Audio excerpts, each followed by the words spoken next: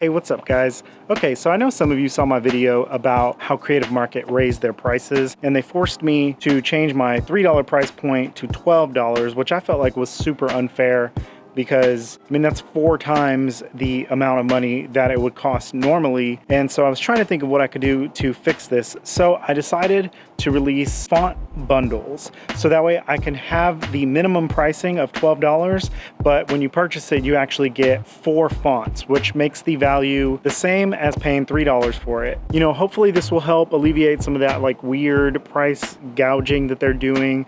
And I'm also gonna make these packs available on my personal website.